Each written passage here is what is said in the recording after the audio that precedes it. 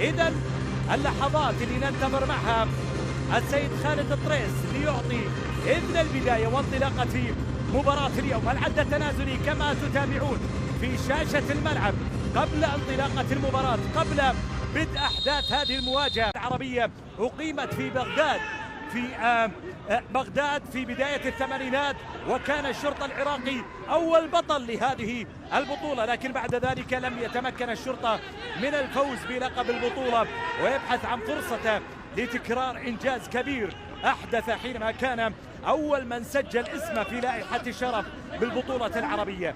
الشرطة العراقي عند ركلة ركنية بعد خطأ بالكرة الماضية، إعادة الكرة من طارق سلمان، مرت الكرة إلى خارج أرضية الملعب، ركلة ركنية.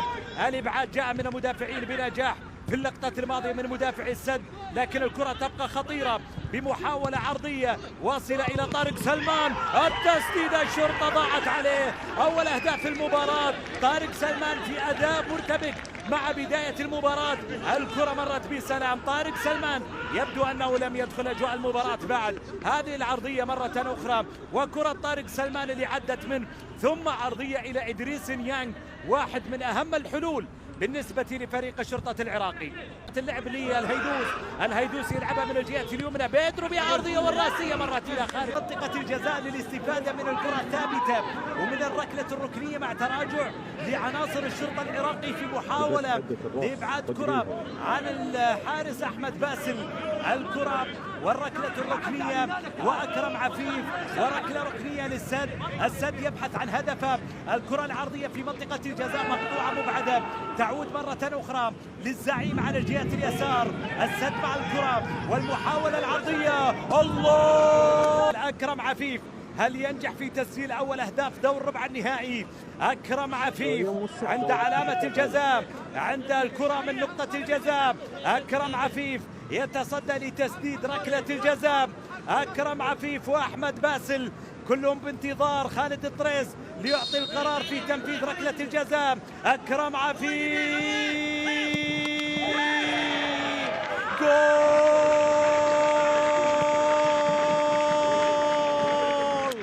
الزعيم السداوي يتقدم عن طريق أكرم عفيف بأول هدف شوط المباراة الأول. أكرم نجح في تسجيل الهدف الأول باللقاء. كرة كانت صعبة على حارس المرمى أحمد باسل، وضعها في الجهات المتحركة من التنظيم وعملية التنظيم الهجومي. عندك الكرات الثابتة حل يمكن الاستفادة منها، ركلة حرة مباشرة وكرة ثابتة في صالح الشرطة. الآن أحمد فرحان اللي يعتمد عليه أكثر أحمد صلاح في حالات الهجوم بالنسبة للفريق. مجهودات كبيرة دائما لأحمد فرحان مع الشرطة. عرضية الكرة لمنطقة الجزاء مبعدة من ماتيوس أوريبي، تعود الكرة بتسديد، الله! هنا وقف الصورة، هنا وقف الكاميرا، هنا وقف اللقطة، هنا أمامك أحلى لقطة سجلها الشرطة. 1-1. النتيجة ترجع مرة ثانية للشرطة العراقي بهدف رائع من مسافة بعيدة، من يعيدة ونشوفه مرة ثانية في لقطة جديدة.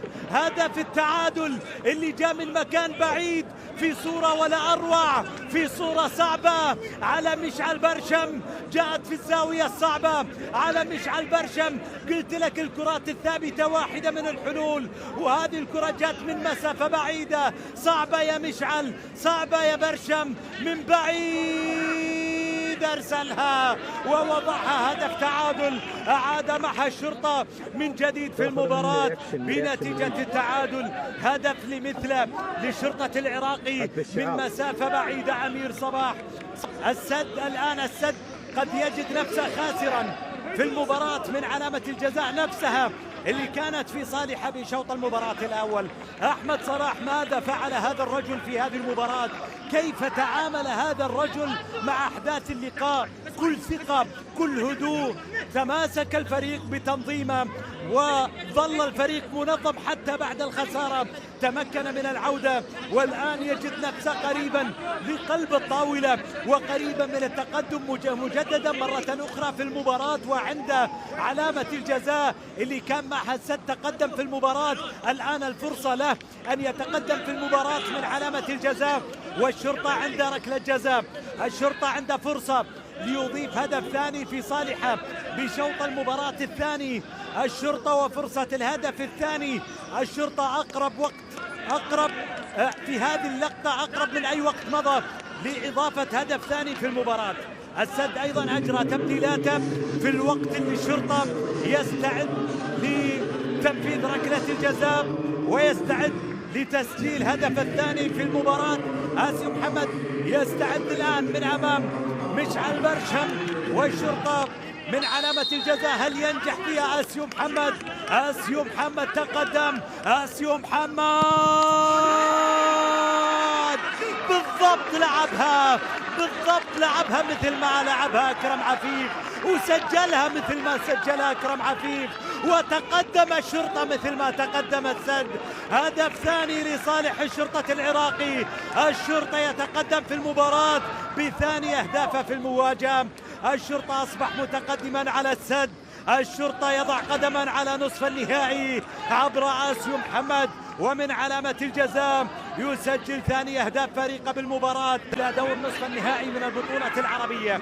الشرطة يستعد لإجراء تبديل جديد في شوط المباراة الثاني مع تقدم الكرة وتسديد. الله!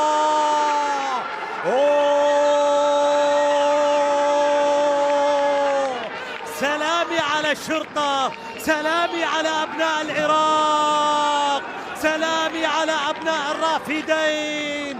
هدف ثالث جميل بجمال العراق وبجمال عناصر الشرطة وبجمال مدربهم أحمد صلاح.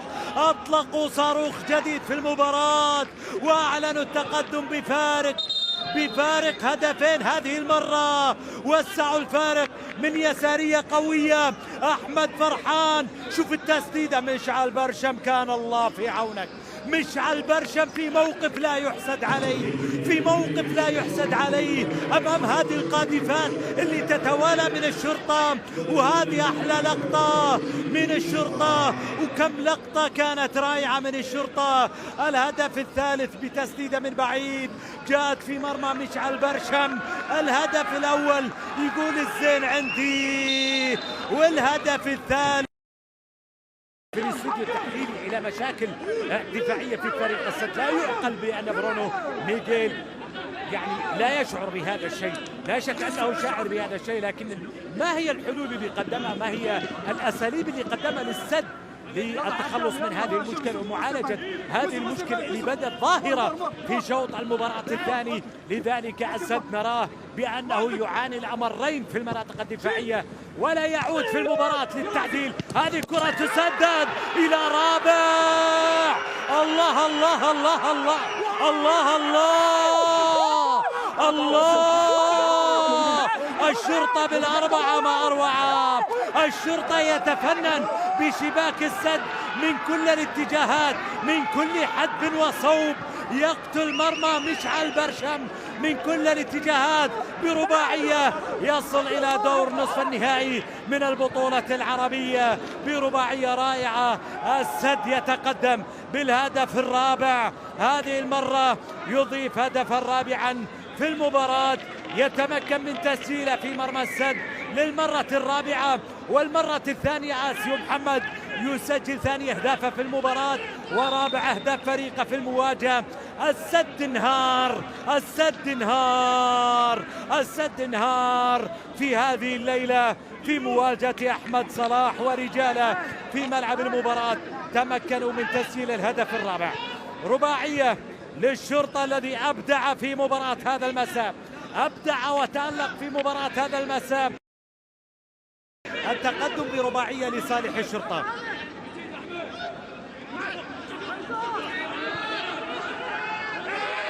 كرة أحمد باسل أخطأ فيها، ترجع لأكرم عفيف استغلها.